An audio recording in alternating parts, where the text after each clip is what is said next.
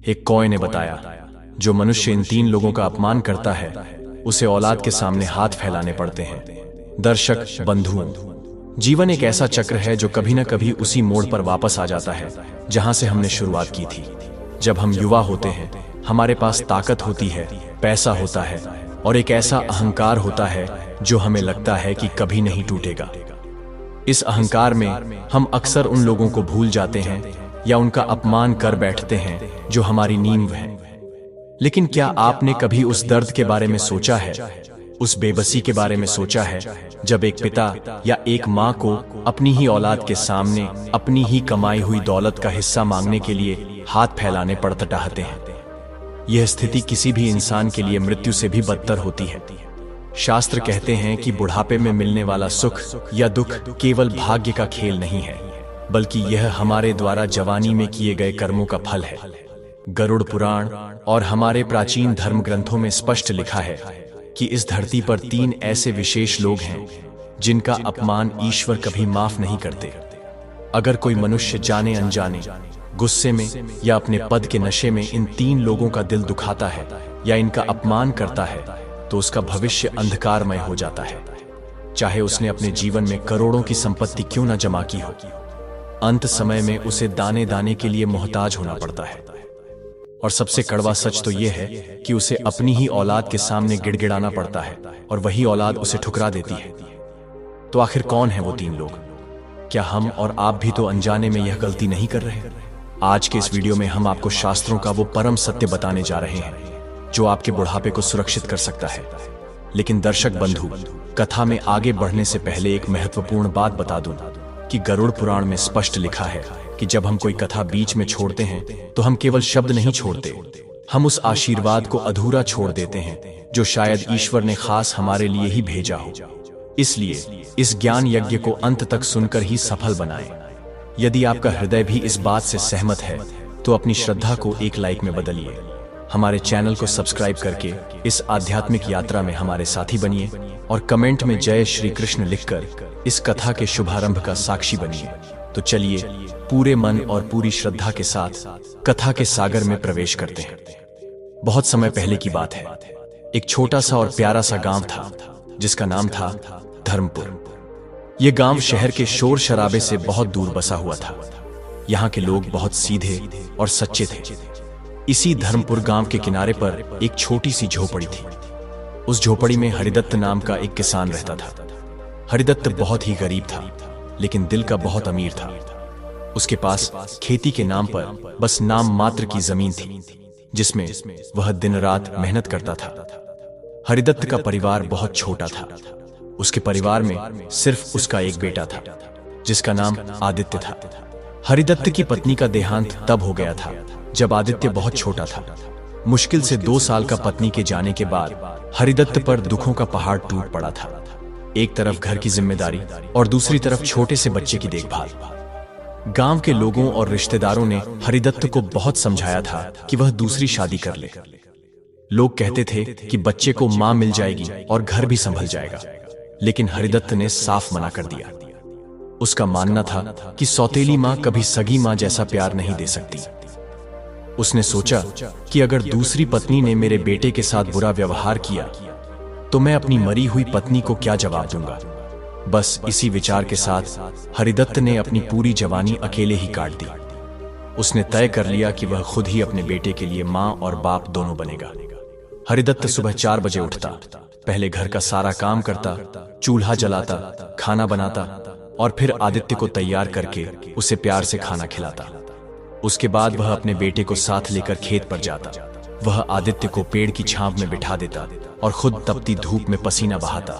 कई बार ऐसा होता था कि घर में खाने को कम होता था। ऐसे मौकों पर हरिदत्त बहाना बना देता कि उसका पेट खराब है या उसने खाना खा लिया है और अपना हिस्सा भी बेटे को खिला देता। समय का पहिया अपनी रफ्तार से चलता रहा। हरिदत्त की मेहनत और त्याग के साए में आदित्य धीरे धीरे बड़ा होने लगा। आदित्य अब एक नौजवान लड़का बन चुका था। वह दिखने में बहुत सुंदर और शरीर से भी मजबूत था। पिता की मेहनत को देखकर आदित्य भी समझदार हो गया था। उसने कभी किसी चीज की जिद नहीं की। वह भी अपने पिता के साथ खेतों में काम करने लगा। अब हरिदत्त बूढ़ा होने लगा था। उसके कमर में दर्द रहने लगा था और आंखों की रोशनी भी कुछ कम हो गई थी। उसके बाल पूरी तरह सफेद हो चुके थे और चेहरे पर झुर्रियां पड़ गई थीं।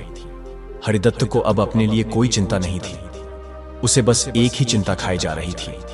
वह चाहता था कि मरने से पहले वह अपने बेटे का घर बसता हुआ देख ले। वह चाहता था कि घर में एक सुशील और समझदार बहू आ जाए जो घर को संभाल ले और उसे भी रोटी बनाकर खिला सके। गांव के रिवाजों के मुताबिक आदित्य की शादी की उम्र हो चुकी थी। हरिदत्त ने अपने बेटे के लिए लड़की देखनी शुरू कर दी। वह अपनी पुरानी धोती पहनकर और हाथ में लाठी लेकर आसपास के कई गांवों में गया, लेकिन गरीबी एक बहुत बड़ी दीवार बनकर खड़ी थी। जहां भी वह अपने बेटे के रिश्ते की बात लेकर जाता, लोग उसका टूटा हुआ घर और थोड़ी सी जमीन देखकर मना कर देते। लोग कहते थे, हरिदत्त, लड़का तो तुम्हारा हीरा है, लेकिन तुम्हारे पास है क्या? हम अपनी बेटी को उस झोपड़ी में कैसे भेज दें? कल को खाने के लाले पड़ गए तो हमारी बेटी क्या करेगी? इन बातों से हरिदत्त का दिल टूट जाता था। वह निराश होकर घर लौटा, लेकिन आदित्य के सामने कभी अपनी परेशानी जाहिर नहीं होने देता। वह रात को भगवान की मूर्ति के सामने बैठकर रोता और प्रार्थना करता, हे ईश्वर, मैंने जीवन भर कभी किसी का बुरा नहीं किया, फिर मेरे बेटे के लिए इतना कष्ट क्यों? मुझे एक अच्छी बहू दिला दे प्रभु, फिर चाहे मेरे प्राण ले ले। शायद भगवान ने उसकी सुन ली। एक दिन हरिदत्त के गांव में एक दूर का रिश्तेदार आया। उसने हरिदत्त को बताया कि पास के ही एक गांव जिसका नाम शांतिपुर है, वहां एक बहुत ही भला आदमी रहता है जिसका नाम माधवदास है। माधवदास की एक बेटी है जिसका नाम सावित्री है।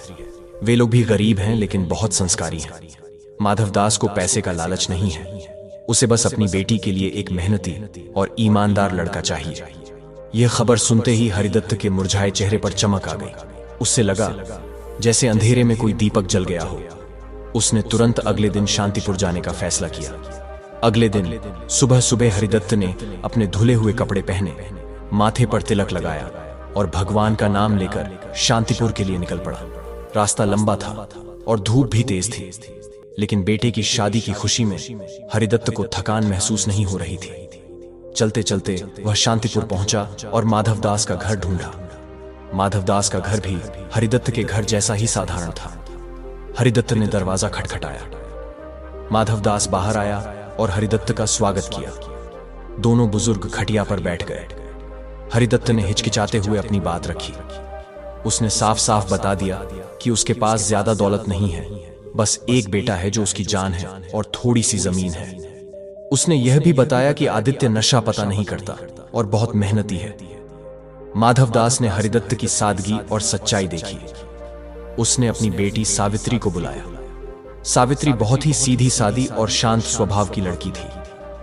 उसने आकर हरिदत्त के पैर छुए और पानी का लोटा लाकर दिया। हरिदत्त ने जब सावित्री को देखा तो उसे लगा जैसे साक्षात लक्ष्मी उसके सामने खड़ी है। उसे अपनी पत्नी की याद आ गई। सावित्री के संस्कारों ने हरिदत्त का दिल जीत लिया। उधर माधवदास ने भी आदित्य के बारे में काफी अच्छी बातें सुन रखी थी। उसे पता था कि जो लड़का अपने बूढ़े बाप की इतनी सेवा करता है वह उसकी बेटी को भी खुश रखेगा। माधवदास ने रिश्ते के लिए हां कर दी। हरिदत्त की खुशी का ठिकाना नहीं रहा। उसकी आंखों से खुशी के आंसू छलक पड़े। उसने माधवदास के हाथ जोड़ लिए और कहा, समधी जी, आपने मेरी झोली भर दी। मैं आपको विश्वास दिलाता हूं कि आपकी बेटी मेरी बहू नहीं, बेटी बनकर रहेगी। रिश्ता पक्का हो गया। हरिदत्त खुशी खुशी अपने गांव वापस आया। उसने आदित्य को सारी बात बताई। आदित्य भी पिता को खुश देखकर बहुत खुश हुआ। अब शादी की तैयारी शुरू होनी थी, लेकिन एक समस्या अभी भी थी। शादी के लिए पैसों की जरूरत थी। बारात का खर्च, गहने, कपड़े और मेहमानों का स्वागत, इन सब के लिए पैसे कहां से आएंगे? हरिदत्त के पास जमा पूंजी के नाम पर कुछ खास नहीं था। उसने जो थोड़ा बहुत जोड़ा था वह बीमारी और घर के खर्च में लग चुका था। लेकिन हरिदत्त ने हिम्मत नहीं हारी। उसने तय किया कि वह अपने बेटे की शादी में कोई कमी नहीं आने देगा। उसने अपनी मां के जमाने के रखे हुए एक दो पुराने चांदी के कंगन निकाले और उन्हें लेकर सुनार के पास गया। उसने गांव के साहूकार से भी थोड़ा कर्ज लेने की बात की। साहूकार, जिसका नाम लालचंद था, बहुत चालाक था। उसने हरिदत्त की मजबूरी का फायदा उठाते हुए उसकी बची खुची जमीन के कागज गिरवी रखवा लिए। हरिदत्त का दिल कांप गया था जमीन गिरवी रखते समय, क्योंकि यही उनकी रोजी रोटी का सहारा थी।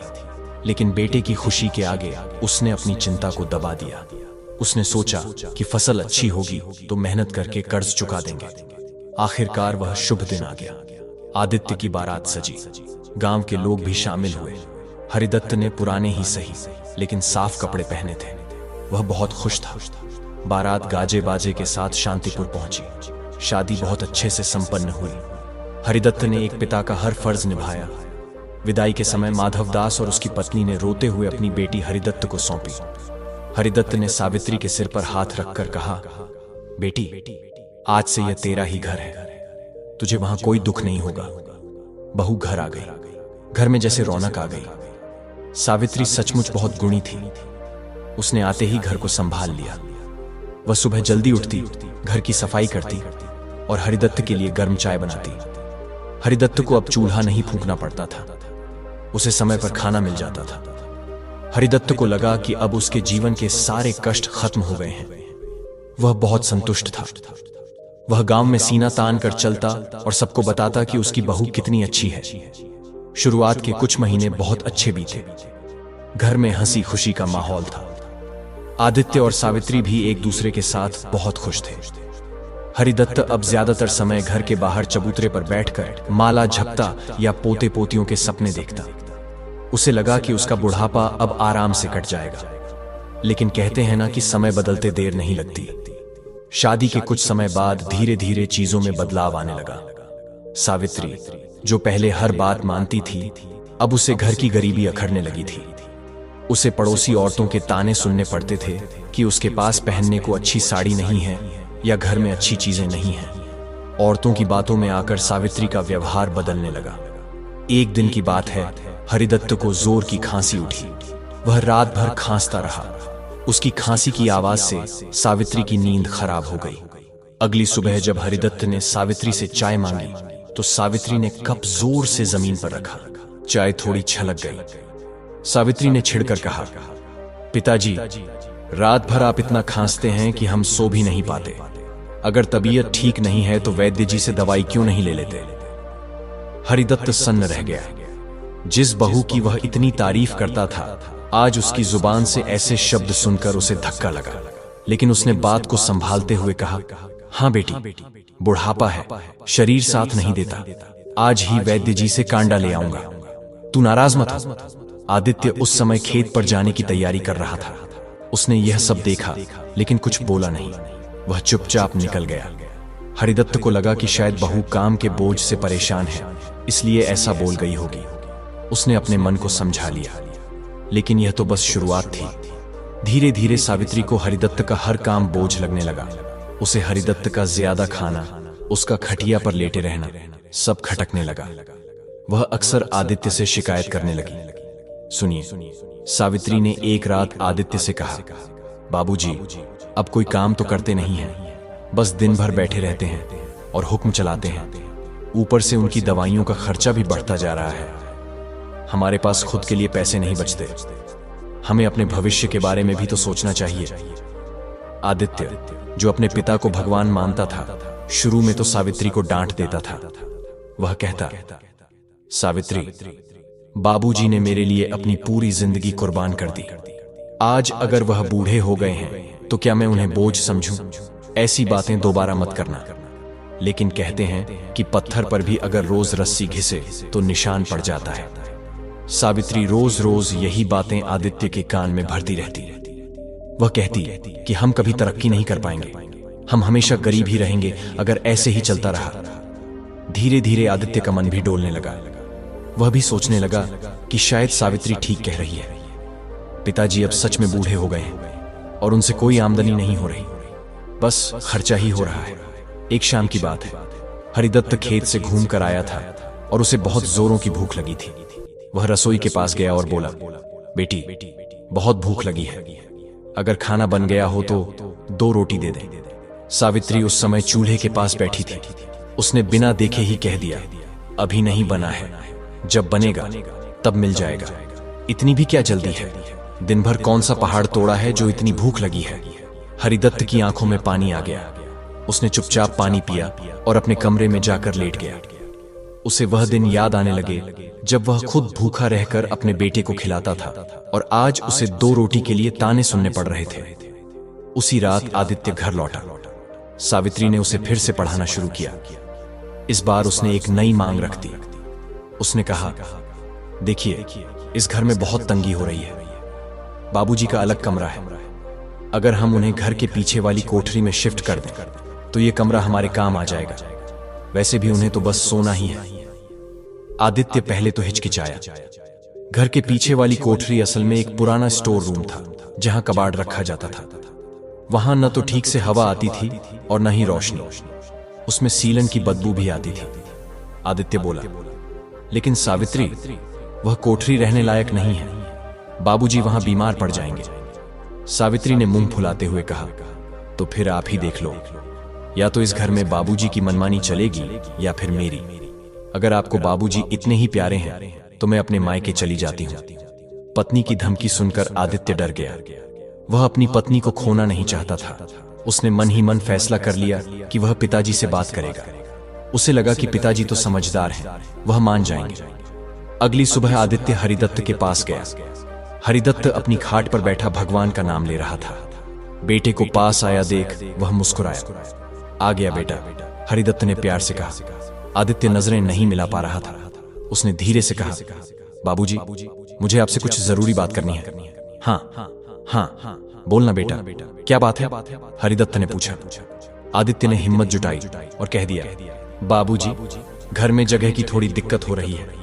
सावित्री को परेशानी होती है। मैं सोच रहा था कि अगर आप पीछे वाली कोठरी में रहने लगे तो। हरिदत्त के कानों को अपनी आवाज पर विश्वास नहीं हुआ। जिस बेटे को उसने सीने से लगाकर पाला, जिसके लिए उसने अपनी जवानी गला दी, आज वह बेटा उसे घर से निकालकर कबाड़ खाने में भेजना चाहता था। हरिदत्त का गला भर आया, लेकिन उसने अपने बेटे की मजबूरी को अपनी बेइज्जती से ऊपर रखा। वह नहीं चाहता था कि उसके कारण बेटे का घर टूटे। हरिदत्त ने अपनी कांपती हुई आवाज को संभाला और मुस्कुराने की कोशिश करते हुए कहा, बस इतनी सी बात बेटा, इसमें पूछने की क्या जरूरत है? मुझे तो बस सर छुपाने के लिए जगह चाहिए। मैं आज ही अपना सामान वहां ले जाऊंगा। तू और बहू खुश रहो, बस यही मेरी कमाई है। आदित्य वहां से उठकर चला गया, लेकिन हरिदत्त वहीं बैठा रह गया।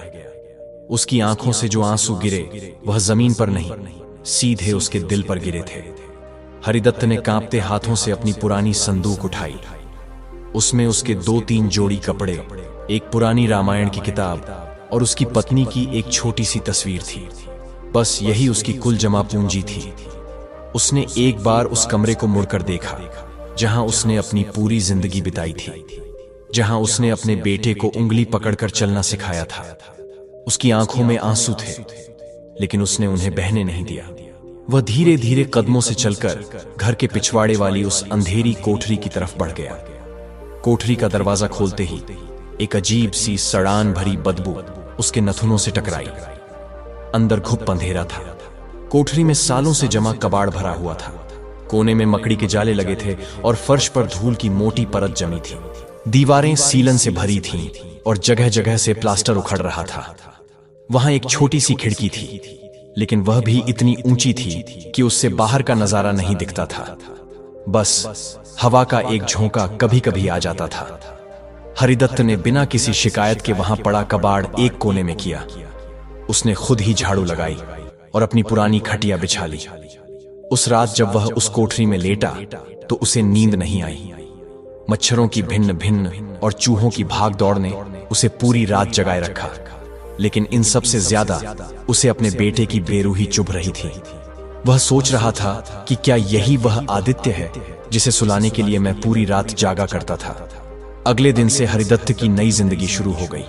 अब उसे सुबह की चाय बिस्तर पर नहीं मिलती थी। कई बार तो उसे चाय मिलती ही नहीं थी। जब आदित्य काम पर चला जाता तब सावित्री उसे बांसी रोटी और थोड़ा सा अचार दे देती। हरिदत्त चुपचाप खा लेता।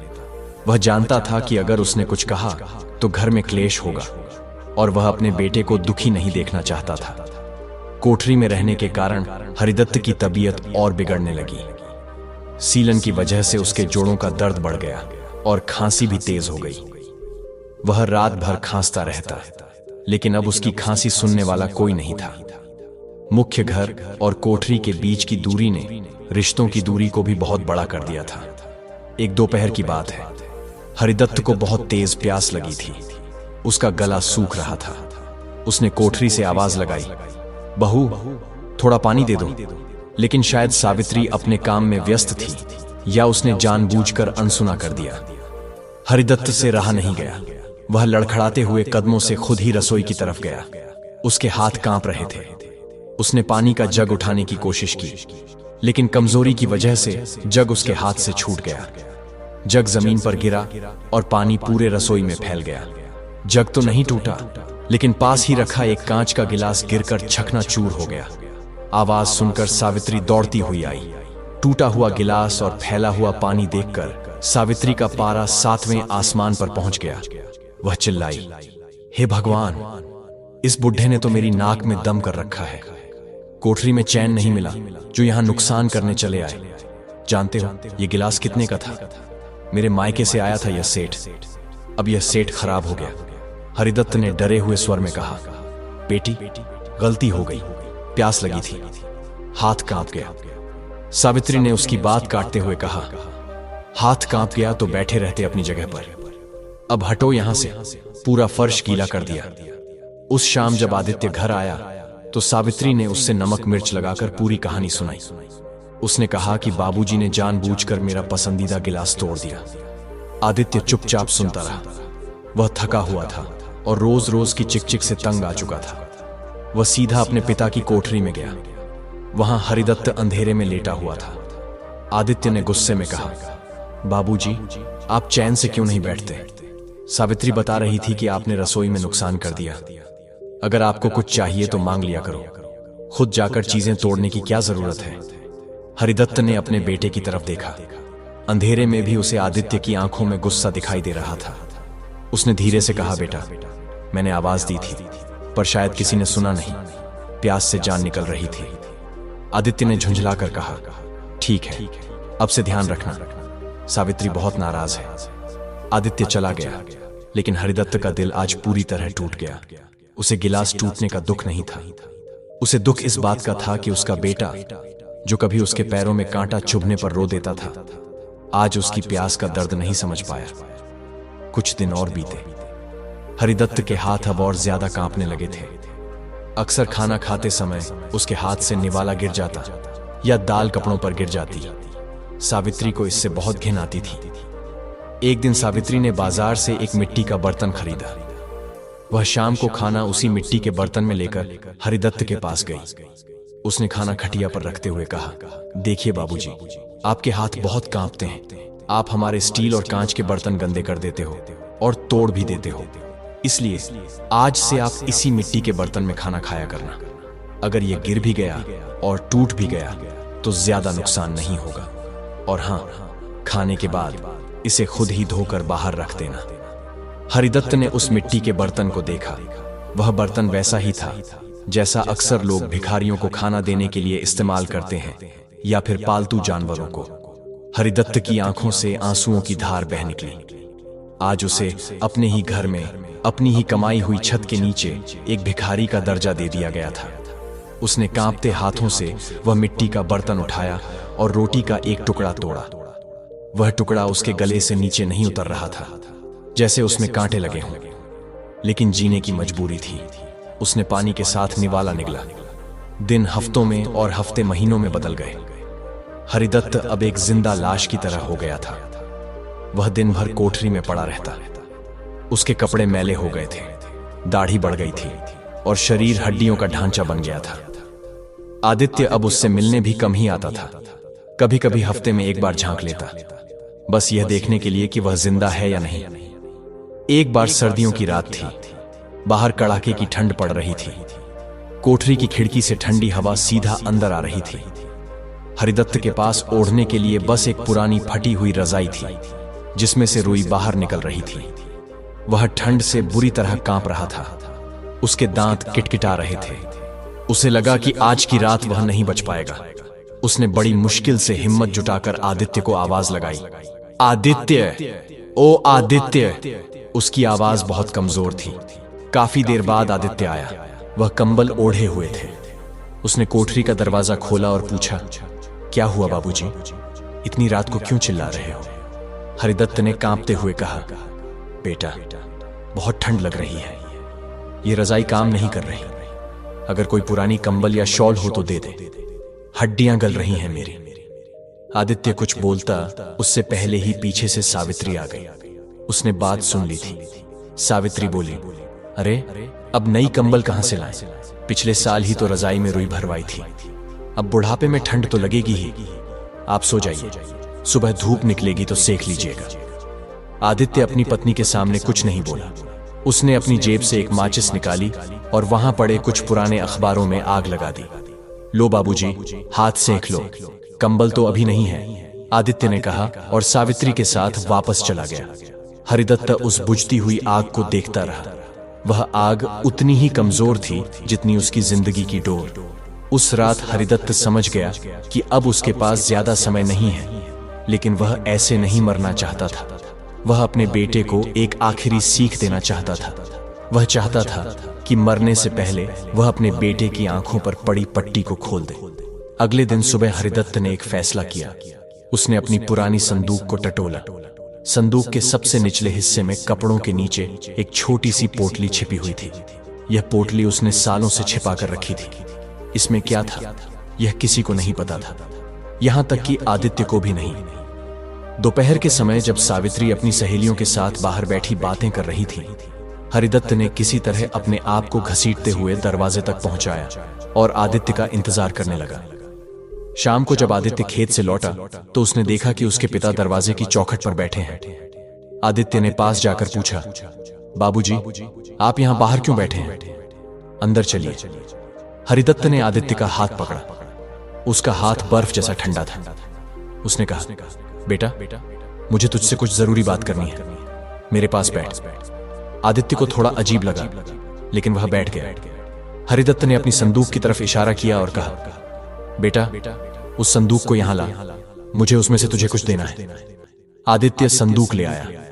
हरिदत्त ने कांपते हाथों से संदूक खोला और उसमें से वह पुरानी पोटली निकाली। पोटली देखकर आदित्य की आंखों में चमक आ गई। उसे लगा शायद पिताजी ने कोई खजाना या सोने के सिक्के छिपा रखे हैं। सावित्री भी यह सब खिड़की से देख रही थी। वह भी दौड़कर बाहर आ गई। उसे लगा कि बुढ़े के पास जरूर कुछ कीमती है जो वह अब निकाल रहा है। हरिदत्त ने वह पोटली आदित्य के हाथ में रख दी और कहा, बेटा आदित्य, मैं जानता हूं कि मेरा समय अब पूरा हो गया है। मैंने जीवन भर जो कुछ भी कमाया वह तुझे पढ़ाने, लिखाने और इस घर को बनाने में लगा दिया। मेरे पास तुम्हें देने के लिए कोई दौलत नहीं है, लेकिन यह पोटली, यह मेरे बाप दादाओं की निशानी है। यह बहुत कीमती है। सावित्री ने तुरंत पूछा, बाबूजी, क्या है इसमें? सोना है क्या? हरिदत्त ने एक फीकी मुस्कान के साथ कहा, सोने से भी ज्यादा कीमती। बेटा, इसे खोलकर देख। आदित्य ने जल्दी जल्दी पोटली की गांठ खोली। उसके अंदर एक पुराना जंग लगा हुआ लोहे का ताला और एक डायरी थी। आदित्य और सावित्री दोनों के चेहरे उतर गए। आदित्य ने झुंझलाते हुए कहा, बाबूजी, ये क्या मजाक है? एक जंग लगा ताला और एक फटी हुई डायरी, यह है आपका खजाना? हरिदत्त की आंखों में एक अजीब सी चमक थी। उसने कहा, बेटा, यह साधारण ताला नहीं है और न ही यह साधारण डायरी है। यह ताला उस संदूक का है जो मेरे पिताजी ने मुझे दी थी, और यह डायरी मेरे पिताजी ने लिखी थी। इसमें जिंदगी का वह सच लिखा है जो तुम्हें अभी नहीं तो बाद में जरूर समझ आएगा। लेकिन इसे पढ़ने से पहले मेरी एक और बात सुन। आदित्य ने बेमन से कहा, क्या बात है? हरिदत्त ने उस मिट्टी के बर्तन की ओर इशारा किया जो कोने में रखा था और जिसमें वह रोज खाना खाता था। बेटा आदित्य, हरिदत्त ने गंभीर आवाज में कहा, मेरे मरने के बाद तुम सब कुछ जला देना, मेरे कपड़े, मेरी खटिया, ये रजाई, सब कुछ। लेकिन उस मिट्टी के बर्तन को बहुत संभाल कर रखना। आदित्य और सावित्री हैरान रह गए। मिट्टी का बर्तन? सावित्री ने पूछा। उस टूटे फूटे बर्तन का हम क्या करेंगे? उसे तो फेंक देना चाहिए। हरिदत्त ने जोर देकर कहा, नहीं बहू, उसे कभी मत फेंकना। उसे अपनी अलमारी में सबसे सुरक्षित जगह पर रखना। पर क्यों बाबूजी? आदित्य ने पूछा। उस मामूली बर्तन में ऐसा क्या खास है? हरिदत्त ने अपनी बूढ़ी और कमजोर आंखों से सीधे अपने बेटे की आंखों में और जो जवाब दिया उसने आदित्य के पैरों तले जमीन खिसका दी। हरिदत्त बोला, बेटा, उसे इसलिए संभाल कर रखना ताकि जब तुम बूढ़े हो जाओ और तुम्हारा बेटा बड़ा होकर शादी करे तो उसे बाजार से नया बर्तन न खरीदना पड़े। वह इसी बर्तन में तुम्हें खाना दे सके। जैसे आज तुम मुझे इसमें खाना देते हो, कल तुम्हारी औलाद तुम्हें इसी में खाना देगी। ये बर्तन नहीं, ये तुम्हारा भविष्य है आदित्य। ये बात सुनकर सन्नाटा छा गया। आदित्य के कानों में जैसे किसी ने पिघला हुआ सीसा डाल दिया हो। उसे लगा जैसे किसी ने उसके गाल पर जोरदार तमाचा मारा। सावित्री का चेहरा भी शर्म से पीला पड़ गया। हरिदत्त ने अपनी बात जारी रखी, बेटा, ये दुनिया एक आईना है। जो तुम आज कर रहे हो वही कल तुम्हारे सामने आएगा। मैं तो चला जाऊंगा, मेरा सफर खत्म हो चुका है, लेकिन तुम्हारा सफर अब भी बाकी है। ये वसीयत, ये ताला और ये मिट्टी का बर्तन नंद, ये तुम्हें याद दिलाते रहेंगे कि वक्त कभी एक जैसा नहीं रहता। इतना कहकर हरिदत्त को जोर की खांसी आई और वह वहीं चौखट पर लुढ़क गया। आदित्य घबरा गया। वह चिल्लाया, बाबूजी, बाबूजी। लेकिन हरिदत्त की आंखें बंद हो रही थीं। उसने बस इतना ही कहा, डायरी पढ़ना जरूर, और फिर उसकी गर्दन एक तरफ झुक गई। हरिदत्त बेहोश हो गया था या शायद चला गया था, यह अभी पता नहीं था, लेकिन उसकी बातों ने आदित्य की सोई हुई आत्मा को झकझोर दिया था। वह मिट्टी का बर्तन अब आदित्य को एक डरावने सपने जैसा लग रहा था। आदित्य की चीख सुनकर वहां सन्नाटा टूट गया। हरिदत्त का शरीर बेजान होकर जमीन पर पड़ा था। उसकी गर्दन एक तरफ लुढ़की हुई थी और सांसें इतनी धीमी चल रही थीं कि पता भी नहीं चल रहा था कि वह जिंदा है या नहीं। आदित्य घबरा गया। उसने जल्दी से अपने पिता का सिर अपनी गोद में रखा और उनके गाल थपथपाने लगा।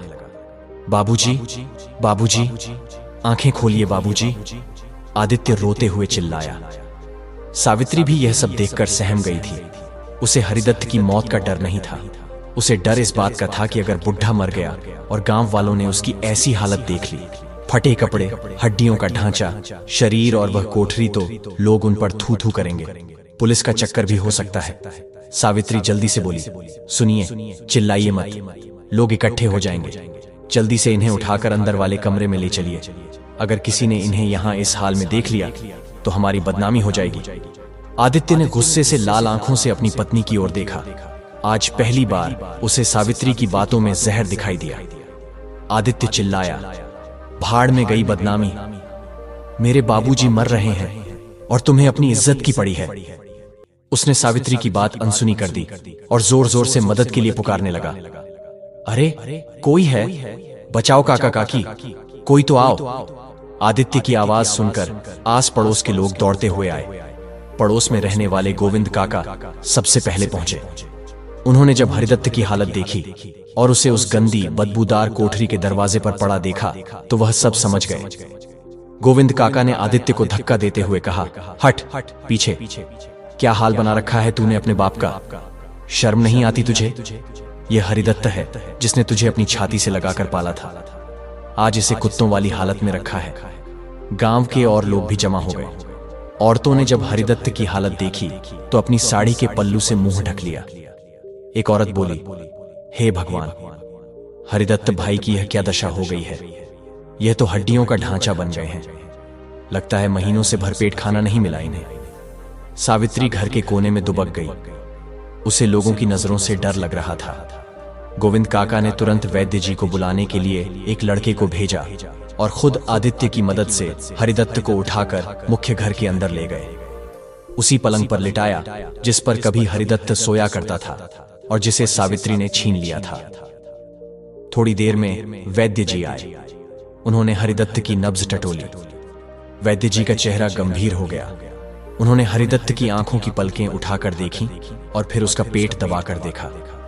वैद्य जी ने एक गहरी सांस ली और आदित्य की तरफ घूर कर देखा। आदित्य, वैद्य जी ने सख्त आवाज में कहा, तेरे पिता को कोई बीमारी नहीं है। आदित्य ने रोते हुए पूछा, तो फिर ये बेहोश क्यों हो गए वैद्य काका? इनकी ऐसी हालत क्यों है? वैद्य जी ने कड़वा सच बोलते हुए कहा, भूख और ठंड। इनका शरीर भूख से खत्म हो चुका है। खून की कमी है और ठंड ने इनके फेफड़ों को जकड़ लिया है। तूने अपने बाप को जीते जी मार डाला है आदित्य। अगर आज रात यह नहीं बच पाए तो इसका हत्यारा तू ही होगा। यह सुनकर आदित्य के पैरों तले जमीन खिसक गई। वह फूट फूट कर रोने लगा। वह वैद्य जी के पैरों में गिर पड़ा। मुझे माफ कर दीजिए वैद्य काका, मुझसे बहुत बड़ी गलती हो गई। मैं भटक गया था। मेरे बाबूजी को बचा लीजिए। मैं अपनी जान दे दूंगा, लेकिन उन्हें कुछ नहीं होने दूंगा। वैद्य जी ने उसे उठाया और कहा, रोने से कुछ नहीं होगा, अब सेवा कर। मैं कुछ जड़ी बूटी का कांडा दे रहा हूं। धीरे धीरे इनके मुंह में डालना और शरीर को गर्मी दे। अभी इनकी जान एक धागे पर लटकी है। वैद्य जी दवा देकर चले गए। गांव वाले भी आदित्य और सावित्री को खरी खोटी सुनाकर अपने अपने घर चले गए। घर में अब सन्नाटा था। आदित्य ने जल्दी से आग जलाई और कमरे को गर्म किया। उसने वैद्य जी का दिया हुआ कांडा चम्मच से धीरे धीरे हरिदत्त के गले में उतारा। फिर उसने तेल गर्म किया और अपने पिता के ठंडे पड़ चुके पैरों की मालिश करने लगा। मालिश करते हुए आदित्य की नजर अपने पिता के पैरों पर पड़ी। उन पैरों में ढेरों दरारें फटी हुई थीं। तलवे इतने सख्त हो गए थे जैसे पत्थर हो। आदित्य को याद आया कि बचपन में जब वह मेले में खिलौने के लिए रोता था तो इसी बाप ने नंगे पैर तपती धूप में मीलों चलकर पैसे बचाए थे ताकि उसे खिलौना दिला सके। और आज उसी बाप के पैरों में चप्पल तक नहीं थी। आदित्य के आंसू हरिदत्त के पैरों पर गिर रहे थे। रात काफी गहरी हो चुकी थी। सावित्री चुपचाप रसोई में बैठी थी। उसकी हिम्मत नहीं हो रही थी कि कमरे में आए। आदित्य ने उसे बुलाया नहीं। काफी देर बाद हरिदत्त के शरीर में थोड़ी हरकत हुई। उसने हल्की सी खांसी ली। आदित्य की जान में जान आई। बाबूजी, आदित्य ने धीरे से पुकारा। हरिदत्त ने आधी आंखें खोली। धुंधली नजर से उसने देखा कि वह अपनी पुरानी कोठरी में नहीं बल्कि साफ सुथरे कमरे में है और उसका बेटा उसके पैर दबा रहा है। हरिदत्त के होठों पर एक कमजोर सी मुस्कान आ गई। उसने बहुत धीमी आवाज में कहा, बेटा तू सो जा, थक गया होगा। इतनी तकलीफ में भी पिता को बेटे की थकान की चिंता थी। यह सुनकर आदित्य का दिल और जोर से रो पड़ा। उसने अपना सिर पिता की छाती पर रख दिया और बच्चों की तरह रोने लगा। मुझे माफ कर दो बाबूजी, मैं बहुत बुरा बेटा हूं। मैंने आपको बहुत दुख दिया। मैं राक्षस बन गया था। बाबूजी, मुझे मत छोड़कर जाना। हरिदत्त ने कांपते हुए हाथ से बेटे के सिर पर हाथ फेरा। उसके पास बोलने की ताकत नहीं थी, बस उसकी आंखें सब कुछ कह रही थी। पिता का दिल तो नारियल जैसा होता है, बाहर से सख्त हो सकता है लेकिन अंदर से हमेशा नरम। उसने उसी पल अपने बेटे को माफ कर दिया था। दवाई के असर से हरिदत्त को फिर से नींद आ गई। आदित्य वहीं जमीन पर बैठा रहा, अपने पिता का हाथ पकड़े हुए। तभी उसकी नजर मेज पर रखी उस पोटली पर पड़ी जो हरिदत्त ने बेहोश होने से पहले उसे दी थी, और पास ही वह मिट्टी का बर्तन रखा था जो हरिदत्त की वसीयत का सबसे कड़वा सच था। आदित्य ने धीरे से अपना हाथ छुड़ाया और उस पोटली को उठाया। उसने उसके अंदर से वह पुरानी डायरी और जंग लगा ताला निकाला। डायरी बहुत पुरानी थी, उसके पन्ने पीले पड़ चुके थे। कवर पर हरिदत्त ने टेढ़ी मेढ़ी लिखावट में लिखा था, मेरे बेटे आदित्य के लिए। आदित्य ने कांपते हाथों से डायरी का पहला पन्ना खोला। डायरी का पहला पन्ना, तारीख 15 जुलाई, आदित्य के जन्म के 2 साल बाद। आज सुमित्रा मुझे छोड़कर चली गई। घर सूना हो गया है। नन्हा आदित्य आज बहुत रोया। उसे मां का दूध चाहिए था। मेरे पास उसे बहलाने के लिए कुछ नहीं था। मैं उसे छाती से लगाकर पूरी रात टहलता रहा। भगवान मुझे शक्ति देना। अब मुझे ही इसकी मां बनना है और मुझे ही इसका बाप। आदित्य की आंखों से आंसू टपककर डायरी के पन्ने पर गिर गए। उसने पन्ना पलटा। डायरी का अगला पन्ना, तारीख 20 अक्टूबर, आदित्य 5 साल का था। आज दिवाली है। आदित्य ने जिद की कि उसे नए कपड़े चाहिए और पटाखे भी। फसल खराब हुई थी, हाथ में एक पैसा नहीं था। मैंने अपनी वह पुरानी घड़ी बेच दी जो मेरे पिताजी ने मुझे दी थी। आदित्य बहुत खुश हुआ नए कपड़े पहनकर। उसे खुश देखकर मुझे लगा जैसे मेरी दिवाली हो गई। आज रात मैंने खाना नहीं खाया। आदित्य से कह दिया कि मेरा पेट भरा है। सच तो यह है कि घर में आटा खत्म हो गया था और मैं नहीं चाहता था कि मेरा बेटा भूखा सोए। आदित्य को एक झटका लगा। उसे याद आया कि उस दिवाली पर उसने कितनी मस्ती की थी, लेकिन उसे यह कभी पता नहीं चला कि उस रात उसके पिता भूखे सोए थे। वह पन्ने पलटता गया। हर पन्ने पर एक नई कुर्बानी की कहानी लिखी थी। एक और पन्ना, तारीख 12 मार्च, आदित्य 18 साल का था। आज आदित्य कॉलेज जाने की बात कर रहा था। शहर में पढ़ना चाहता है, फीस बहुत ज्यादा है। मेरे पास पैसे नहीं हैं। मैंने आज साहूकार के पास अपना खेत गिरवी रख दिया। मुझे पता है कि उस खेत को छुड़ाना मुश्किल होगा, लेकिन मेरा बेटा पढ़ लिख जाएगा तो अफर बन जाएगा। फिर उसे धूप में मेरी तरह जलना नहीं पड़ेगा। लोग मुझे पागल कह रहे हैं कि बुढ़ापे का सहारा बेच दिया, पर मेरा असली सहारा तो मेरा बेटा है। आदित्य का गला सूख गया। उसे याद आया कि उसने कॉलेज में दोस्तों के साथ पार्टी करने में कितने पैसे उड़ाए थे। उसे कभी अंदाजा ही नहीं था कि वो पैसे उसके पिता ने अपनी जमीन, अपनी आत्मा का टुकड़ा गिरवी रखकर भेजे थे। और फिर आदित्य की नजर डायरी के आखिरी पन्नों पर पड़ी, जो शायद कुछ महीने पहले ही लिखे गए थे। वहां लिखावट बहुत कांपती हुई थी। आखिरी पन्ने, आज मुझे घर के पीछे वाली कोठरी में भेज दिया गया। मुझे इसका दुख नहीं है। दुख बस इस बात का है कि मेरा बेटा मुझसे नजरें नहीं मिलाता। शायद मैं अब उस पर बोझ बन गया हूं। बहू कहती है मैं ज्यादा खाता हूं, इसीलिए अब मैंने एक वक्त का खाना छोड़ दिया है। मुझे भूख लगती है, पर मैं पानी पीकर सो जाता हूं। हे ईश्वर, मेरे बेटे को कभी कोई दुख मत देना, और हां, उसे कभी इस बात का एहसास मत होने देना कि उसने मेरे साथ क्या किया, वरना वह खुद को माफ नहीं कर पाएगा। मैं जा रहा हूं, लेकिन मेरे पास उसके लिए छोड़ने को कुछ नहीं है, सिवाय मेरे पिता के दिए उस पुराने संदूक के ताले और मेरे उसूलों के। शायद ये डायरी पढ़कर उसे समझ आए कि प्यार दौलत से नहीं। आज वह मिट्टी का बर्तन उसे किसी भूत से कम नहीं लग रहा था। उसे उसमें अपना डरावना भविष्य दिखाई दे रहा था। आदित्य ने लाल आंखों से सावित्री की तरफ देखा। उसने डायरी सावित्री की तरफ बढ़ा दी। पढ़ इसे, आदित्य ने भारी आवाज में कहा। पढ़ और देख कि हमने किस देवता को घर से निकाला था। सावित्री ने डायरी के कुछ पन्ने पढ़े। उसके हाथ कांपने लगे। उसे अपनी गलती का एहसास होने लगा था, लेकिन शायद अभी भी उसके मन में पूरी तरह बदलाव नहीं आया था। इंसान का स्वभाव इतनी जल्दी नहीं बदलता। सावित्री बोली, जी मुझसे गलती हो गई, मैं बहक गई थी, लेकिन अब हम सब ठीक कर देंगे। बाबूजी ठीक हो जाएंगे। आदित्य ने कड़वाहट से हंसते हुए कहा, ठीक कर देंगे? क्या तुम वो रातों की भूख लौटा सकती हो जो इन्होंने हमारी वजह से सही? क्या तुम वो अपमान लौटा सकती हो जो तुमने उस मिट्टी के बर्तन में खाना देकर किया?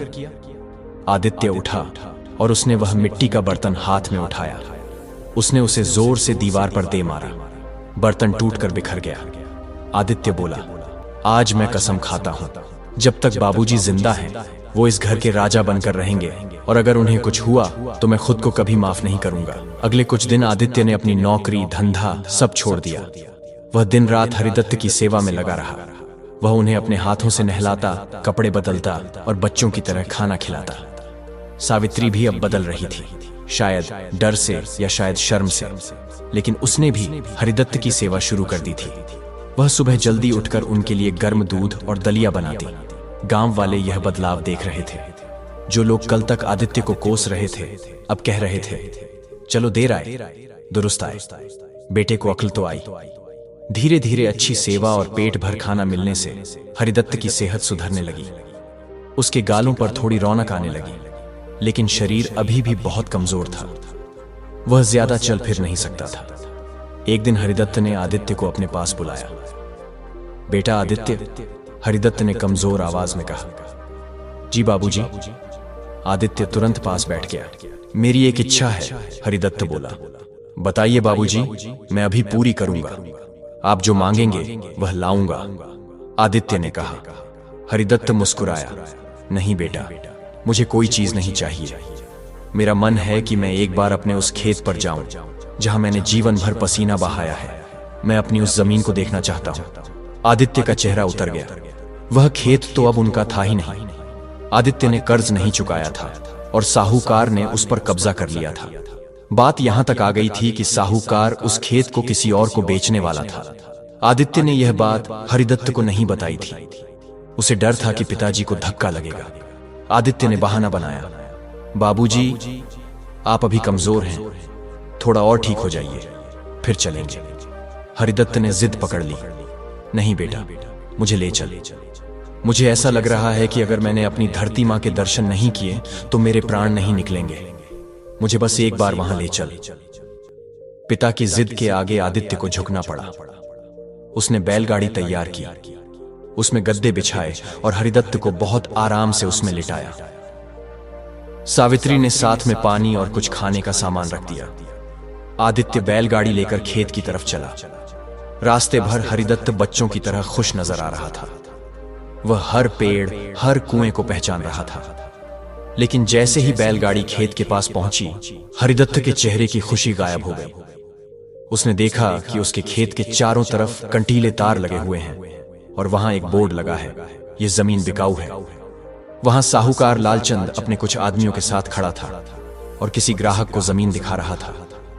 हरिदत्त ने कांपते हुए पूछा, आदित्य, यह क्या है? मेरे खेत में यह तार किसने लगाए और वहां लाला क्या कर रहा है? आदित्य के पास कोई जवाब नहीं था। उसने सिर झुका लिया। हरिदत्त समझ गया। उसकी आंखों में एक बार फिर वही दर्द आ गया जो कोठरी में रहने के दौरान था। उसने आदित्य से कहा, बेटा, तूने मेरी मां को भी नहीं बख्शा, इसे भी गंवा दिया।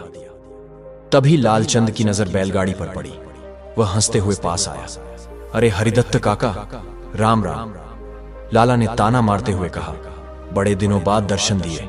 सुना था तुम तो भगवान को प्यारे होने वाले हो, बच गए क्या? और देखो, अच्छा हुआ तुम आ गए। अपने बेटे को समझाओ, ब्याज तो दूर, मूल भी नहीं चुकाया इसने। अब मैं यह खेत बेच रहा हूं, आज सौदा पक्का हो जाएगा। हरिदत्त ने लाला की बात सुनी। उसके अंदर न जाने कहां से ताकत आ गई। वह बैलगाड़ी से नीचे उतरने की कोशिश करने लगा। आदित्य ने सहारा दिया। हरिदत्त लड़खड़ाते हुए लाला के पास गया। हरिदत्त ने हाथ जोड़कर कहा, लाला जी, ऐसा मत करो। यह जमीन मेरे पुरखों की निशानी है, इसे मत बेचो, हम आपका पैसा चुका देंगे। लाला जोर से हंसा। चुका देंगे? अरे काका, तुम तो खुद कब्र में पैर लटकाए बैठे हो और तुम्हारा यह नालायक बेटा, इससे तो खुद का पेट नहीं पलता। मेरा कर्जा क्या चुकाएगा? हटो यहां से, मुझे ग्राहक से बात करने दो। लाला ने हरिदत्त को धक्का दे दिया। हरिदत्त कमजोर तो था ही, वह जमीन पर गिर पड़ा। यह देखकर आदित्य का खून खौल उठा। जिस पिता के लिए वह अब अपनी जान भी देने को तैयार था, उसे कोई उसकी आंखों के सामने धक्का दे, यह वह बर्दाश्त नहीं कर सकता था। आदित्य ने आप देखा न था। उसने पास पड़ा एक डंडा उठा लिया और लाला की तरफ दौड़ा।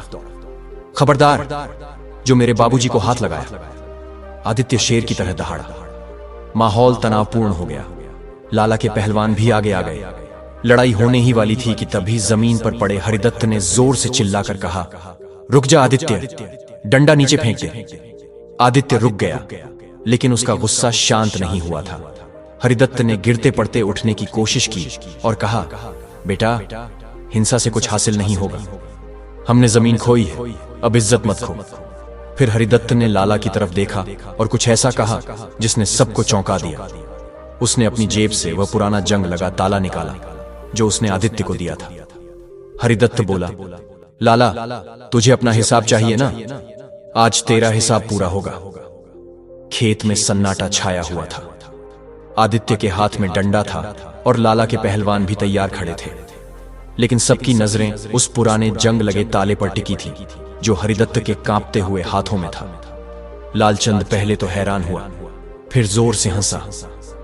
उसकी हंसी में एक अहंकार था। वाह हरिदत्त काका, मान गए तुम्हारी चतुराई को। लाला ने ताली बजाते हुए कहा, अब क्या इस कबाड़ी के ताले को बेचकर मेरा लाखों का कर्जा चुकाओगे, या इस ताले से मेरा मुंह बंद करने का इरादा है? ड्रामा बंद करो और निकलो मेरे खेत से। लेकिन हरिदत्त की आंखों में एक अजीब सा तेज था। उसने लाला की हंसी को नजरअंदाज करते हुए कहा, लाला, हंस मत। यह ताला लोहे का जरूर है, लेकिन यह जिस खजाने की रक्षा कर रहा है वह सोने का है। यह ताला उस संदूक का है जो मेरे परदादा ने अकाल के समय के लिए गाड़ कर रखा था। यह सुनते ही लाला के कान खड़े हो गए। खजाना शब्द सुनते ही उसकी आंखों में लालच चमकने लगा। वह तुरंत नरम पड़ गया। खजाना? कैसा खजाना काका? लाला ने अपनी मूंछों को सहलाते हुए पूछा। और अगर खजाना था तो तुम अब तक भूखे क्यों मर रहे थे? झूठ तो नहीं बोल रहे? हरिदत्त ने गहरी सांस ली और अपने बेटे आदित्य की ओर देखा। उसने कहा, बेटा आदित्य, याद है बचपन में मैं तुझे कहानी सुनाता था कि इस खेत के पुराने बरगद के पेड़ के नीचे एक जिन्न रहता है? आदित्य ने सिर हिलाया। जी बाबूजी, मुझे याद है। आप मुझे वहां कभी खेलने नहीं जाने देते थे। हरिदत्त ने कहा, बेटा, वहां कोई जिन्न नहीं था। वहां मेरे पिता और उनके पिता की मेहनत की कमाई दफन है। उन्होंने कसम दी थी कि जब तक परिवार पर कोई बहुत बड़ी मुसीबत ना आए, जब तक इज्जत नीलाम होने की नौबत ना आए, तब तक उस मिट्टी को मत खोदना। मैंने अपनी पूरी जिंदगी गरीबी में काट दी। कई रातें भूखा सोया, लेकिन मैंने अपनी कसम नहीं तोड़ी, क्योंकि मुझे पता था कि एक दिन ऐसा समय आ सकता है जब मेरी औलाद को इसकी जरूरत पड़ेगी। फिर हरिदत्त ने लाला की तरफ मुड़कर कहा, लाला, अगर तुझे अपना पैसा चाहिए तो मेरे बेटे को वह जगह खोदने दे। अगर वहां से खजाना निकला तो तेरा कर्जा चुकता, और अगर नहीं निकला तो यह खेत तेरा और मैं तेरा गुलाम। लालचंद व्यापारी आदमी था। उसे लगा कि इसमें उसका कोई नुकसान नहीं है। अगर खजाना मिल गया तो उसे नकद पैसा मिल जाएगा, और जमीन तो वैसे भी उसी के कब्जे में है। लाला बोला, ठीक है काका, तेरी यह आखिरी शर्त भी मंजूर, लेकिन अगर कुछ नहीं निकला तो आदित्य को मेरे यहां जिंदगी भर मुनिमी करनी पड़ेगी, बिना पगार के। आदित्य को गुस्सा तो बहुत आ रहा था, लेकिन उसने पिता के भरोसे पर हामी भर दी। हरिदत्त ने कांपती उंगली से खेत के कोने में खड़े उस विशाल बरगद के पेड़ की जड़ों के पास एक खास जगह इशारा किया। आदित्य ने फावड़ा उठाया। उसका दिल जोर जोर से धड़क रहा था। सावित्री भी डर और उम्मीद के साथ देख रही थी। आदित्य ने जमीन पर चोट मारी। मिट्टी सख्त थी। वह पसीने से लथपथ हो गया, लेकिन उसने हार नहीं मानी। वह खोदता गया। करीब 3 फीट गहरा गड्ढा खोदने के बाद फावड़ा किसी धातु की चीज से टकराया। टन की आवाज आई। आदित्य रुका। उसने जल्दी जल्दी हाथों से मिट्टी हटाई। वहां एक पुराना लोहे का भारी संदूक दिखाई दिया। संदूक पर जंग लगी थी, लेकिन वह बहुत मजबूत दिख रहा था। आदित्य ने ताकत लगाकर संदूक को बाहर निकाला। लालचंद और उसके आदमी भी झुककर देखने लगे। संदूक पर एक कुंडा लगा था, लेकिन उसमें ताला नहीं था। लाला चिल्लाया, अरे, इसमें तो ताला ही नहीं है। ये तो पहले से खुला पड़ा है, जरूर खाली होगा। हरिदत्त ने अपनी पोटली से वह जंग लगा ताला निकाला और कहा, नहीं लाला, ताला मेरे पास है। संदूक लॉक नहीं है, लेकिन इसके अंदर एक और छोटी तिजोरी है। यह ताला उसका है। आदित्य ने संदूक का ढक्कन खोला। ढक्कन खोलते ही अंदर से पुराने कपड़ों और कागज की गंध आई। ऊपर कुछ पुराने कागजात रखे थे। आदित्य ने उन्हें हटाया। नीचे सचमुच एक छोटी लोहे की पेटी थी, जिस पर ताला लगाने की जगह थी, लेकिन ताला वहां नहीं लगा था। हरिदत्त ने अपनी गर्दन में पहने हुए जनेऊ को खींचा। उसमें एक बहुत छोटी सी अजीब आकार की चाबी बंधी हुई थी। उसने वह चाबी कांपते हाथों से आदित्य को दी। ले बेटा, हरिदत्त ने कहा, खोल इसे, ये मेरे बाप की अमानत है। आदित्य ने चाबी लगाई। खट की आवाज के साथ पेटी खुल गई। जैसे ही पेटी खुली, सबकी आंखें फटी की फटी रह गई। उसके अंदर पुराने जमाने के चांदी के सिक्के, कुछ सोने के कंगन और एक भारी सोने की चेन रखी थी। वह दौलत इतनी थी कि उससे न केवल लाला का कर्जा उतर सकता था, बल्कि आदित्य एक नया व्यापार भी शुरू कर सकता था। लालचंद की राल टपकने लगी। वह आगे लपका, लाओ, इसमें से मेरा हिसाब करो। आदित्य ने लाला का हाथ झटक दिया। उसने गिने चुने पुराने सोने के सिक्के और वह चेन निकाली, जिनका वजन और कीमत लाला के कर्ज के बराबर थी। आदित्य ने वह सोना लाला के हाथ पर रखा और कड़क आवाज में कहा, ये लो लाला, तुम्हारा मूल और ब्याज सब चुकता। अब अपनी रसीद काटो और मेरे खेत से दफा हो जाओ। लाला ने सोने को परखा। वह असली था। उसका मुंह बन गया, क्योंकि वह जमीन हड़पना चाहता था, लेकिन भरे समाज में वह अपनी जुबान से फिर नहीं सकता था। उसने मुनीम से कागज बनवाए, कर्ज मुक्ति की रसीद आदित्य के हाथ में दी और अपने पहलवानों के साथ वहां से चला गया। खेत अब आजाद था। आदित्य और सावित्री खुशी से झूम उठे। सावित्री दौड़कर हरिदत्त के पैरों में गिर पड़ी। बाबूजी, आपने हमें बचा लिया। हमें माफ कर दीजिए। हमने आपको क्या क्या नहीं समझा। सावित्री रो रही थी। आदित्य भी पिता के गले लग गया। बाबूजी, आप तो सचमुच जादूगर हैं। आपने यह सब कब छिपाया? हरिदत्त मुस्कुरा रहा था, लेकिन उसकी मुस्कान में अब थकान थी, बहुत ज्यादा थकान। अचानक हरिदत्त का शरीर भारी होने लगा। उसकी सांसें उखड़ने लगीं। वह आदित्य के कंधों पर ही ढह गया। बाबूजी, बाबूजी, आदित्य चिल्लाया। हरिदत्त ने अपना हाथ छाती पर रखा। उसे बहुत तेज दर्द हो रहा था। बुढ़ापा, कई महीनों की भूख और आज की यह भाग दौड़ और तनाव, उसका कमजोर दिल यह सब बर्दाश्त नहीं कर पाया था। आदित्य घबरा गया। उसने तुरंत हरिदत्त को बैलगाड़ी में लिटाया। सावित्री, जल्दी चलो, वैद्य जी के पास नहीं, शहर वाले अस्पताल ले जाना होगा। बाबूजी की हालत ठीक नहीं है। आदित्य ने बैलगाड़ी दौड़ा दी। रास्ते भर आदित्य भगवान से प्रार्थना करता रहा। उसे अपनी जीत का कोई जश्न नहीं मनाना था। उसे बस अपने पिता की जान चाहिए थी।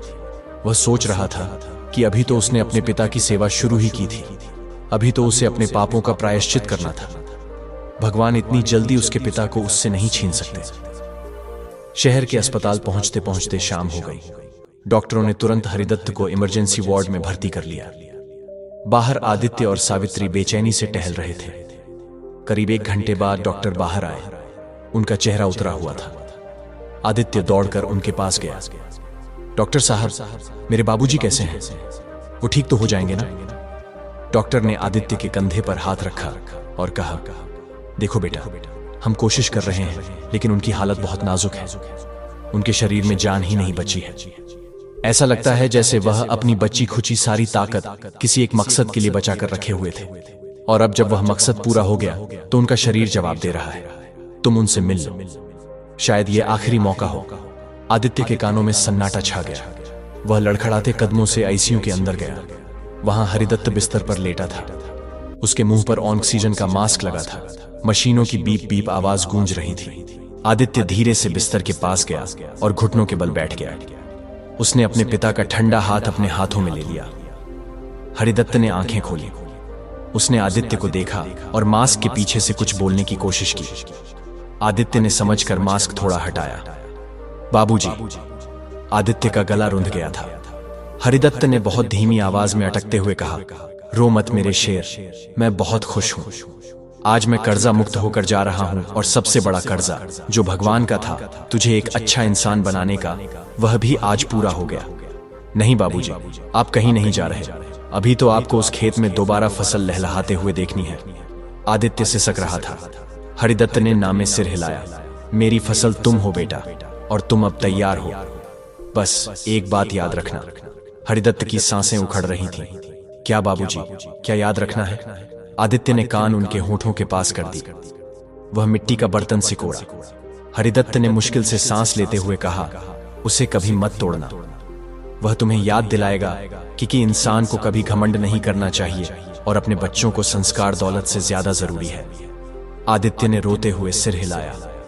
मैं याद रखूंगा बाबूजी, मैं हमेशा याद रखूंगा। हरिदत्त ने एक बार सावित्री की तरफ देखा। सावित्री भी हाथ जोड़े खड़ी थी। हरिदत्त ने उसे भी माफ करने का इशारा किया। फिर हरिदत्त ने अपनी आंखें बंद कर लीं। उसके चेहरे पर एक परम शांति थी। मशीनों की आवाज एक लंबी बीप में बदल गई। आदित्य वहीं अपने पिता के सीने से लगकर चीख पड़ा। उस दिन अस्पताल के उस कमरे में एक पिता मर गया, लेकिन एक बेटा, एक सच्चा बेटा पैदा हो गया था। हरिदत्त का अंतिम संस्कार बहुत धूमधाम से किया गया। जिस पिता को जीते जी कोठरी नसीब हुई थी, उसकी अंतिम यात्रा में पूरा गांव उमड़ पड़ा था। आदित्य ने अपने पिता का तर्पण पूरे विधि विधान से किया। उसने ब्राह्मणों को भोजन कराया और गरीबों में कपड़े बांटे, लेकिन उसके मन का बोझ कम नहीं हो रहा था। वह जानता था कि यह सब दिखावा है। असली सेवा तो जीते जी होती है, जो वह कर नहीं पाया था। समय बीतता गया। हरिदत्त की दी हुई उस दौलत से आदित्य ने अपनी गिरवी जमीन छुड़ा ली। उसने खेती में नई तकनीक लगाई और जी तोड़ मेहनत की। कहते हैं कि जब मेहनत के साथ बड़ों का आशीर्वाद मिल जाए तो मिट्टी भी सोना बन जाती है। आदित्य के साथ भी यही हुआ। कुछ ही सालों में वह गांव का सबसे अमीर और प्रतिष्ठित किसान बन गया। उसने अपना पुराना घर तुड़वाकर एक बड़ी पक्की हवेली बनवा ली। लेकिन इस नई और शानदार हवेली में एक चीज ऐसी थी जो सबको हैरान करती थी। हवेली के बीचों बीच, जहां लोग आमतौर पर अपनी कीमती चीजों की नुमाइश करते हैं या झूमर लगाते हैं, वहां आदित्य ने एक कांच की अलमारी बनवा रखी थी। उस अलमारी में न तो सोने के जेवर थे और न ही कोई महंगा शो पीस। उस कांच की अलमारी के अंदर मखमल के कपड़े पर एक टूटा हुआ मिट्टी का बर्तन रखा था, जिसे गोंद से बहुत बेढंगे तरीके से जोड़ा गया था। यह वही बर्तन था जिसे आदित्य ने गुस्से में दीवार पर दे मारा था और जिसके टुकड़े उसने बाद में चुन चुन कर इकट्ठे किए थे। जब भी कोई मेहमान या रिश्तेदार हवेली में आता तो उस टूटे हुए बर्तन को देखकर पूछता, भाई आदित्य, इतनी शानदार हवेली में यह टूटा हुआ मिट्टी का बर्तन क्यों सजा रखा है? यह तो शोभा बिगाड़ रहा है। आदित्य मुस्कुराता और हाथ जोड़कर कहता, यह मेरी हवेली की सबसे कीमती चीज है। यह मेरे भगवान की मूर्ति है। यह मुझे याद दिलाती है कि मैं कहां से आया हूं और मुझे कहां जाना है। यह मुझे याद दिलाती है कि मेरा असली फर्ज क्या है। वक्त का पहिया घूमता रहा। आदित्य और सावित्री का भी एक बेटा हुआ, जिसका नाम उन्होंने गोपाल रखा। आदित्य ने ठान लिया था कि वह गोपाल की परवरिश वैसे नहीं करेगा जैसे उसकी हुई थी या जैसे उसने अपने पिता के साथ व्यवहार किया था। आदित्य ने गोपाल को कभी भी दौलत का घमंड नहीं होने दिया। वह उसे बचपन से ही अपने साथ अनाथालयों और वृद्धाश्रमों में ले जाता। वह उसे समझाता कि बुजुर्गों की सेवा ही सबसे बड़ा धर्म है। एक दिन की बात है, गोपाल अब करीब 10 साल का हो चुका था। वह अपने दोस्तों के साथ खेल रहा था। खेल खेल में उसने अपने एक दोस्त के बूढ़े दादाजी का मजाक उड़ा दिया, क्योंकि वह धीरे चल रहे थे। आदित्य ने यह देख लिया। उसे अपना अतीत याद आ गया। उसका दिल कांप उठा। उसे लगा कि कहीं इतिहास खुद को दोहरा तो नहीं रहा, कहीं गोपाल भी वही गलती तो नहीं कर रहा जो उसने की थी। आदित्य ने तुरंत गोपाल को बुलाया। वह उसे गुस्से में नहीं बल्कि बहुत शांति से उस कांच की अलमारी के पास ले गया। गोपाल बेटा, आदित्य ने उस टूटे हुए बर्तन की ओर इशारा करते हुए कहा, तुम जानते हो ये क्या है? गोपाल ने मासूमियत से कहा, हाँ पापा, ये तो एक टूटा हुआ मिट्टी का कटोरा है। आप इसे फेंकते क्यों नहीं? आदित्य की आंखों में आंसू आ गए। उसने गोपाल को अपनी गोद में बिठाया और उसे अपने पिता हरिदत्त की पूरी कहानी सुनाई। उसने बताया कि कैसे उसके दादाजी ने उसे पाला, कैसे उसने बड़े होकर उन्हें घर से निकाल दिया, कैसे उन्हें इसी मिट्टी के बर्तन में खाना दिया और कैसे अंत में दादाजी ने अपनी जान देकर भी इस परिवार को बचाया। आदित्य ने रोते हुए कहा, बेटा, मैंने यह बर्तन इसलिए नहीं फेंका क्योंकि यह मुझे मेरी सबसे बड़ी गलती की याद दिलाता है। ये टूटा हुआ बर्तन बताता है कि जब हम किसी का दिल तोड़ते हैं तो वह जुड़ तो सकता है, लेकिन दरारें हमेशा रह जाती हैं।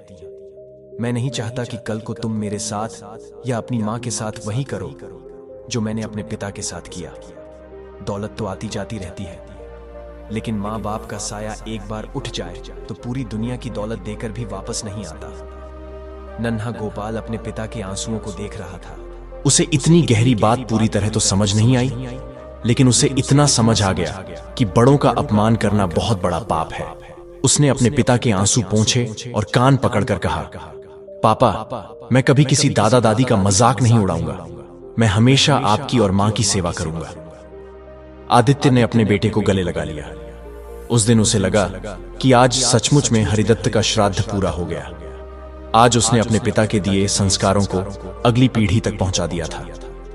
सावित्री, जो दूर खड़ी यह सब देख रही थी, उसकी आंखों में भी संतोष के आंसू थे। उस दिन के बाद से उस घर में कभी किसी बुजुर्ग का अपमान नहीं हुआ। आदित्य ने गांव में एक छोटा सा वृद्धाश्रम भी बनवाया, जहां वह उन बुजुर्गों की सेवा करता था जिन्हें उनके बच्चों ने घर से निकाल दिया था। आदित्य जब भी उस वृद्धाश्रम में जाता, उसे हर बूढ़े चेहरे में अपने पिता हरिदत्त की झलक दिखाई देती, और इस तरह अपनी गलती का प्रायश्चित करते हुए आदित्य ने अपना बाकी जीवन बिताया। वह समझ गया था कि जीवन का असली खजाना जमीन में गड़ा सोना नहीं, बल्कि अपनों का प्यार और आशीर्वाद है। दर्शक बंधु, अभी यह कथा यहीं खत्म नहीं होती। अभी हम यह भी जानेंगे कि जो मनुष्य इन 3 लोगों का अपमान करता है, उसे औलाद के सामने हाथ फैलाने पड़ते हैं। दर्शक बंधु, तो चलिए बिना देर किए बात करते हैं उन 3 लोगों की। नंबर 1, जन्म देने वाले माता पिता। इस सूची में सबसे पहला और सबसे अहम नाम हमारे माता पिता का आता है। यह बात सुनने में बहुत आम लगती है, लेकिन इसका असर बहुत गहरा है। शास्त्रों में कहा गया है कि पितृ देवो भव, मातृ देवो भव। माता पिता पृथ्वी पर ईश्वर का साक्षात रूप है। जब हम छोटे थे तो उन्होंने अपनी रातों की नींद खराब करके हमें सुलाया, खुद भूखे रहकर हमें खिलाया। उन्होंने हमें उंगली पकड़कर चलना सिखाया। लेकिन जब वही बच्चे बड़े हो जाते हैं और पैसा कमाने लगते हैं, तो उन्हें अपने ही बूढ़े माता पिता बोझ लगने लगते हैं। कई लोग अपनी पत्नी या समाज के डर से अपने माता पिता को कड़वे शब्द बोलते हैं, उनका अपमान करते हैं, या उन्हें घर के किसी कोने में पड़े रहने को मजबूर कर देते हैं। याद रखिएगा, आपके बच्चे गूंगे या बहरे नहीं हैं। वो सब देख रहे हैं कि आप अपने माता पिता के साथ कैसा व्यवहार कर रहे हैं। जो व्यवहार आज आप अपने माता पिता के साथ करेंगे, वही व्यवहार कल आपकी औलाद आपके साथ करेगी। ये कर्म का चक्र है। अगर आपने अपने माता पिता को रुलाया तो बुढ़ापे में आपकी औलाद आपको पानी के एक गिलास के लिए भी तरसा देगी और आपको उनके सामने हाथ फैलाने पड़ेंगे। नंबर 2, घर की स्त्री या पत्नी। दूसरा व्यक्ति जिनका अपमान आपको कंगाल बना सकता है, वो है आपके घर की स्त्री, यानी आपकी धर्मपत्नी। हमारे धर्म में पत्नी को अर्धांगिनी और गृह लक्ष्मी का दर्जा दिया गया है। गरुड़ पुराण और चाणक्य नीति साफ साफ कहती है कि जिस घर में स्त्री का सम्मान नहीं होता, जिस घर में पत्नी की आंखों से आंसू गिरते हैं, वहां से माता लक्ष्मी हमेशा के लिए चली जाती है। कई पुरुष अपने अहंकार में या गुस्से में आकर अपनी पत्नी को अपशब्द कहते हैं, उस पर हाथ उठाते हैं या उसे नीचा दिखाते हैं। ऐसे लोगों के पास पैसा चाहे कितना भी आ जाए, वह कभी टिकता नहीं है। बरकत घर से चली जाती है। जब बुढ़ापा आता है और शरीर साथ छोड़ देता है, तब इंसान की जमा पूंजी खत्म हो चुकी होती है, क्योंकि लक्ष्मी तो पहले ही रूठ चुकी होती है। ऐसे में उस व्यक्ति को अपनी जरूरतों के लिए, दवाइयों के लिए अपनी औलाद के सामने भीख मांगनी पड़ती है। इसलिए अगर आप चाहते हैं कि आपका बुढ़ापा राजा की तरह गुजरे, तो अपनी पत्नी का सम्मान करना सीखें। नंबर 3, गुरु या सही राह दिखाने वाला। और अब बात करते हैं तीसरे व्यक्ति की, जो सबसे महत्वपूर्ण है। वह है गुरु या वह इंसान जिसने आपको जीवन में सही रास्ता दिखाया हो। कबीर दास जी ने कहा है कि गुरु का स्थान गोविंद यानी ईश्वर से भी ऊपर है। गुरु केवल वह नहीं जो स्कूल में पढ़ाते हैं, गुरु वह भी है जिसने आपको कोई हुनर सिखाया, जिसने आपको जीवन जीने का तरीका सिखाया, या जिसने आपके बुरे वक्त में आपको सही सलाह दी। जो मनुष्य अपने गुरु या अपने उस्ताद का अपमान करता है या उनसे मिली विद्या का घमंड करता है, उसका ज्ञान और धन दोनों ही समय आने पर नष्ट हो जाते हैं। इतिहास गवाह है कि जिसने भी अपने गुरु का अनादर किया, उसका अंत बहुत बुरा हुआ है। गुरु का अपमान करने वाला व्यक्ति अंत समय में मानसिक रूप से अकेला हो जाता है। उसकी बुद्धि भ्रष्ट हो जाती है और वह ऐसे गलत फैसले लेता है जिससे उसका सब कुछ लुट जाता है। अंत में उसे अपने ही बच्चों पर आश्रित होना पड़ता है। तो दर्शक बंधु, यह थे वो 3 विशेष लोग जिनका अपमान करना मतलब अपने ही पैरों पर कुल्हाड़ी मारने जैसा है। हमारे शास्त्र और बड़े बुजुर्ग हमेशा यही समझाते आए हैं कि इंसान के कर्म ही उसका भविष्य तय करते हैं। आज हमारे पास जवानी है, ताकत है और पैसा है, तो हमें लगता है कि हम सबसे ऊपर हैं। लेकिन याद रखिएगा, समय का पहिया हमेशा घूमता रहता है। जो आज जवान है, वो कल बूढ़ा भी होगा। अगर हम आज इन लोगों का सम्मान करेंगे, तो कल हमारी औलाद भी हमारा सम्मान करेगी। यह प्रकृति का नियम है। जो हम देते हैं, वही 1000 गुना होकर हमारे पास लौटता है। हम उम्मीद करते हैं कि आज की यह जानकारी आपकी आंखें खोलने में मदद करेगी। अगर आपसे जाने अनजाने में कभी ऐसी गलती हुई भी है, तो आज ही ईश्वर से और उन लोगों से माफी मांग लें, क्योंकि पश्चाताप से बड़ा कोई प्रायश्चित नहीं है। अगर आपको यह वीडियो पसंद आया हो और इसमें दी गई जानकारी सही लगी हो, तो वीडियो को लाइक जरूर करें। इससे हमारा हौसला बढ़ता है। कमेंट बॉक्स में सच्चे दिल से जय श्री कृष्ण या अपने इष्ट देव का नाम लिखना ना भूलें। देखते हैं कितने लोग अपने संस्कारों से जुड़े हुए हैं। और अगर आप हमारे चैनल पर पहली बार आए हैं, तो सब्सक्राइब का बटन दबाकर हमारे परिवार का हिस्सा बन जाए, ताकि भविष्य में ऐसी ही ज्ञानवर्धक वीडियो आपको सबसे पहले मिले।